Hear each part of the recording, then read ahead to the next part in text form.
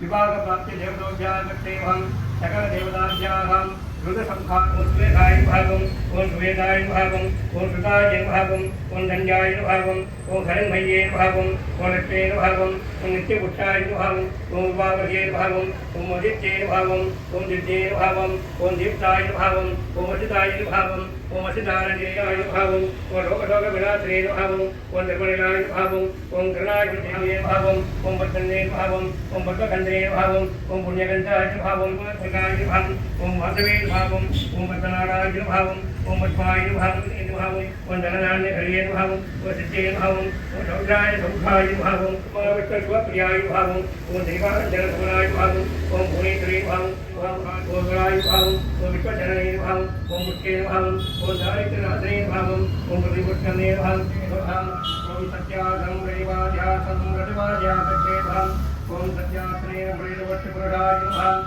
ओम सत्याग्रे प्रेरवोजागतिनादाय प्रेरवोजागति प्रणाय प्रगति पूर्णाय भागम् ओम सत्यनारायण प्रेरवोजागति पूर्णसतवाध्यागति सौभाग्य प्रगतिव्याध्याहम् प्रसन्नवदाय योगते भागम् ஓம் சத்யநாராயண பிரேதோஜாகரி சேத்தாய சேத்தமுகராஜாகரி தமிழாஜ விவர்த்தே மகாரோஜி காலாய நாடகாய ரத்தாய தேவதாபியாகத்தே மகம் ஓம் சத்யநாராயண விவர்த்தேவாய பிரவர்த்தே பகவே பிரவர்த்தே சேத்தமுகவாதிகத்தே மகம் ஓம் சத்யநாராயண பிரேதோஜாகரி சிரத்தே தேவதாபியாகத்தே மகம் ஓம் சத்யநாராயண பிரேதோஜாகம் அஷ்டரோகர் பதுமன் பிரசுவே ஜபத்காஜாகம் பவித்ர பீஷ்ரோகபாதிகத்தே சத்யதேவதாபியாகம் நானாத்ரம் வைவேதவகத்தே சரோகே ஜபத்காஜாகம் பத்ரதேவம் பிரசுவே ஜபதோஜாகத்தே மங்களசபாஜாகத்தே நமகம்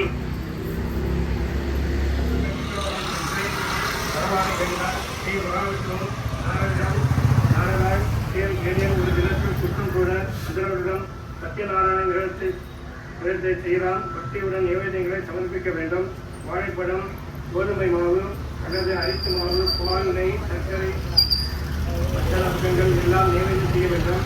அந்தரிடம் இந்த விரதமைக்கு பகவான் அவரிடம் அன்பு கொண்டு ஒரு கிழவன் போல் வேடம் போட்டு அவரிடம் வந்தார். அவரிடம் பரிவுடன் நீ ஏன் மிகவும் பின்பற்ற அடைந்திருக்கிறாய் என்று கேட்டார். பிச்சை பெறுவதற்காக என்று சொல்லி கிழவரை அதற்கு வழிகாட்ட வேண்டும் என்று வேண்டினார். அவரும் அவனை சத்யநாராயண விரதம் செய்யும்படி கூறி அதன் முறைகளையும் உபதேசித்து மறைந்தார். அந்த நிலம் அதை கேட்டு செய்வதாக விருதை போன்ற பிச்சைக்காக நகருக்கு சென்றபோது மிகவும் அதிகமான பொருள் பெற்றான். அதை கொண்டு உற்றார் முதலிடம் சத்யநாராயண பூஜை நன்றாக செய்தான். அவன் துன்பம் நீங்கியது செல்வந்தம் ஆனான். பின்னர் இடைவிடாது செய்து இறுதியில் முக்தியும் பெற்றான்.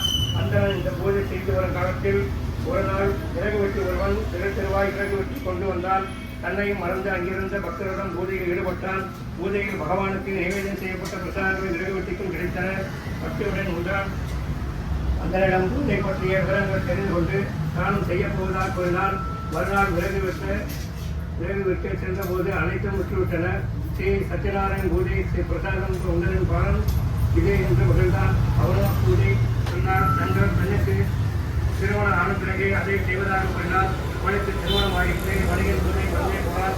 ஒருமுறை அவன் தன் மருமகன் வணிகத்தின் பொருட்டு ரத்னாதகம் சென்றான். பகவான் அவன் வேண்டுதலை நிறைவேற்றால் அவனுக்கு துன்பம் உண்டாகும்படி செய்தார். வணிகன் வியாபாரத்தை முடித்துக் கொண்டு அரசனை காண சென்று அங்கு தங்கினான்.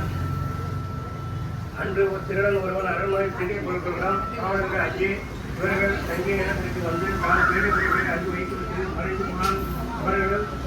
காவலர்கள் அங்கு வந்து இவ்விரையும் திருட்டு சொத்துக்களும் பிடித்து அரசனும் ஒப்படைத்தார்கள். அரசனின் விருதையும் சிறையில் அடைத்தான். வணிகன் மனைவியும் வரவழைத்தாயம். வணிகன் காவலர்கள் பிரதேசம் செய்து வைத்துவிட்டு பின் உழைப்பு ஏறி தன் நகருக்கு சென்றார். தொடர்பில் சென்றதும் சத்யநாராயணன் ஒரு பிரம்மச்சார வடிவில் தோன்றி உலகத்தில் இருப்பது என்ன என்று கேட்டார். அவரும் அதில் இருப்பது இணைகளும் படுகிறது என்று பதில் கூறினார். அவ்வாறு ஆகிய என்று கூறி பகவான் திரு தள்ளி சென்று உண்டார். ஓரத்தில் கொடியின் நிலையிலும் இருப்பதைக் கண்டு வணிகன் வருந்தினான். அப்போது அவனும் மருமகன் இது பிரம்மச்சார தவத்தால் நேர்ந்தது, அவனிடம் அடைக்கலம் போவோம் என்றான்.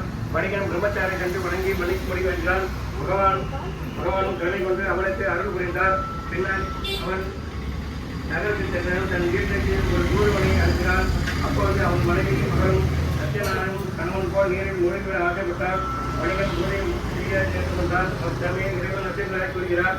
வணிகனை உன் மகள் பூஜையின் புத்தகத்தில் உண்ணமர்ந்து விட்டால் இது பெரிய அவதாரம்.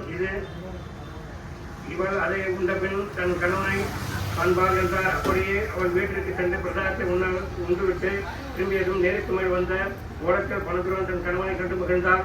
5வது அத்தியாயம். துன்பத்தானம் செய்து தவற்றை உணர்ந்தால் உடனே அந்த ஆலமரத்தில் விரைந்து சென்று ஆயிரம் தானும் அப்பூஜை செய்து சேரானார். ஸ்ரீ சத்யநாராயண சுவாமியின் அருள் பெற்று முன்பு போல் பிள்ளைகளின் சொத்துக்களையும் பெற்று சுகமாய் வாழ்ந்தான். ஸ்ரீ சத்யநாராயண பூஜை செய்து செய்யும் சிரவணம் செய்வோம் பகவானின் அருள் பெறுவான். ஏழ்மை விலகும். சிறை தண்டனை பிடித்த பெற்றவன் விடுவிக்கப்படுவான். பயம் நீங்கும். விரும்பியதெல்லாம் கிடைக்கும். சந்தேகங்களை தெரிவித்து விசேஷமாக பலன்களை தரவதற்கு இது. இந்த கதை படிப்பது பாவங்கள் நீங்கும். இந்த பூஜை செய்து அந்த பிறந்து ஸ்ரீ கிருஷ்ணனுடைய அருள் பெற்றார். விரைவில் பவன் ஸ்ரீ குகபெருமானாக பிறந்து அவனுக்கு அருள் பாத்திரமானான். துர்காமுகன் தர்சனாக பிறந்து ஸ்ரீ ரங்கநாதனுக்கு திவ்யகலாத்தை பெற்று முக்கியம் அடைந்தான். வணிகம் உறவத்தனாக பிறந்து தன் உடலில் பட்டிருந்து ராமநாதனுக்கு தன் சதை அழைத்து தன் ஓட்டமடைந்தான். 24 ஸ்ரீ சத்யநாராயண தேவதாத்மானும் நவீனோந்தவாதிகரத்தே தேவத்வாதியாகத்தேவம் அத்தா தேவத்மானும் நவீனோதமன் அதாத்யாகத்தேவம் சதுரேதமற்றும் தேவராஜாः